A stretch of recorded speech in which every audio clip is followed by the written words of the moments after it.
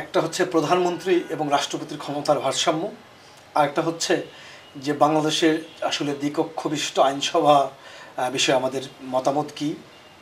এই তো রাষ্ট্রপতি এবং প্রধানমন্ত্রীর ক্ষমতার ভারসাম্য আসলে প্রয়োজন। আপনি দেখুন আমাদের দেশে যে এখন রাষ্ট্রপতির যে রোল আছে, রাষ্ট্রপতির আসলে মানে কোনো কাজ নাই, এটা এমনিতে একটা পদ। এবং রাষ্ট্রপতি এর আগে দেখেছি রাষ্ট্রপতি নিজেই বলেছেন যে আসলে আমার কোনো কাম নাই, এরকম কথা বলেছেন। উনি রুটিন কিছু কাজকর্ম করে, বক্তৃতা দেয়, বিবৃতি দেয়, বিভিন্ন বিশ্ববিদ্যালয়ের সমাবর্তনী অনুষ্ঠানে গিয়ে হ্যাট পরে হাসাহাসি করে, এই ছাড়া কোনো কাজ নেই। আসলে এই পোস্টটাকে আসলে ফাংশনিং করা দরকার।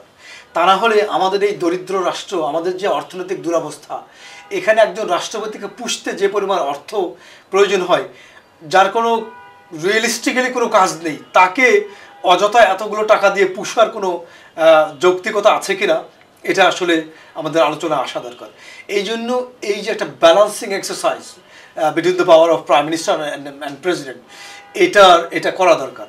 তো এইটার করতে গিয়ে যেটা করেছে সেটা হলো যে আমাদের যে দ্বিকক্ষ বিশিষ্ট আইনসভা আছে, ওইখানে খেয়াল করে দেখবেন 105 জন সদস্যের কথা বলেছে, যারা রাজনৈতিক দল থেকে যে প্রপোর্শনেট রিপ্রেজেন্টেশন আকারে যে 100 জন নেবে, আর 5 জন রাষ্ট্রপতির জন্য আলাদা সংরক্ষিত রাখা হয়েছে। তো এটা আমি বোধ করি পার্সোনালি যে এটা বোধহয় একটা এই যে ব্যালেন্সিং এক্সারসাইজের, এটারই বোধহয় একটা প্রয়াসের একটা অংশ বলে আমি মনে করি। তবে এটা নিয়ে আলোচনা সমালোচনার সুযোগ আছে যে রিজার্ভ করে এম্পাওয়ার করা, এটাই আসলে কতখানি যৌক্তিক। আর আপনার দ্বিতীয় সেগমেন্টের যে কোশ্চেন সেটা হচ্ছে দ্বিকক্ষ বিশিষ্ট আইনসভা আর এক কক্ষ বিশিষ্ট আইনসভা। আসলে আমাদের যে ফরেন কনসেপ্ট বা ফরেন যে বিভিন্ন আইডিয়াগুলো, এইগুলো যে সবসময় আমাদের ডোমেস্টিক কালচারে এটা যে বেস্ট সুটেড হবে, এমনটা বোধহয় দাবি করা সমীচীন হবে না।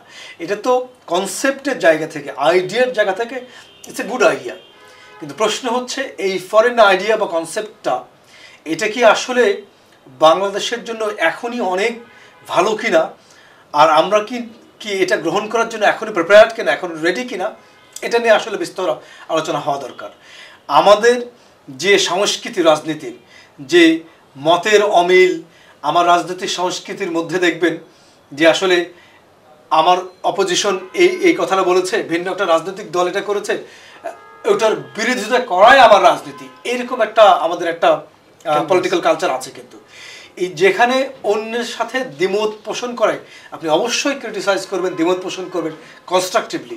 কিন্তু আপনি যদি একদম পুরো ব্ল্যাঙ্কেট অ্যাপ্রোচ নেন যে সে যেটা বলেছে আমি ওটার বিরোধী অবস্থান নেব, এই পলিটিক্যাল কালচারের একটা দেশে আসলে আমরা এক কক্ষ বিশিষ্ট আইনসভা আর দ্বিকক্ষ বিশিষ্ট আইনসভা যেটা ইউনিক্যামেরাল এবং বাইক্যামেরাল সিস্টেম, এই বাইক্যামেরাল সিস্টেমে উচ্চকক্ষ আর নিম্নকক্ষ, তারা যেটা প্রস্তাবনা যেটা বলেছে যে হাউস অফ কমন্স আর হচ্ছে আপনার সেনেট। তো এইটা যেটা হতে পারে যে নিম্নকক্ষ একটা বিল, একটা প্রস্তাবনা আকারে এটা আনলো, তারা একমত পোষণ করলো, এটা যখন উচ্চকক্ষে পাঠিয়ে দেবে দেখবেন তারা ওটাতে দ্বিমত পোষণ করার পরে আবার এটা নিম্নকক্ষে আসবে, এরকম একটা পিং পং খেলার মতো। ইভেন দেখুন ওয়েস্টমিনিস্টার, আমি তো in my opinion Westminster democracy হচ্ছে তারা ব্রিটিশরা হচ্ছে ক্লোজেস্ট নেশন টু ডেমোক্রেসি।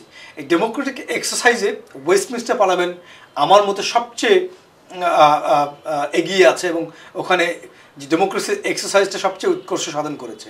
সেখানেও কিন্তু অনেক ডেডলক হয়ে যায় যে House of Commons, House of Lords, এখানে ওই পিং পং খেলার মতো এরা ওখানে পাঠায়, ওরা এখানে আবার ব্যাক করে, এই করে একটা ডেডলক তৈরি হয়ে যায়। তো আমাদের আরও রেডি ইয়েট, আমরা কি এখনও এই ধরনের একটা বাইক্যামেরাল সিস্টেম আমাদের দেশে তৈরি করার জন্য আমরা এখনও উপযোগী হয়েছে কিনা, এখনও প্রিপেয়ার্ড হয়েছে কিনা, এটা নিয়ে আসলে আমাদের খুব গভীরভাবে ভাবা দরকার।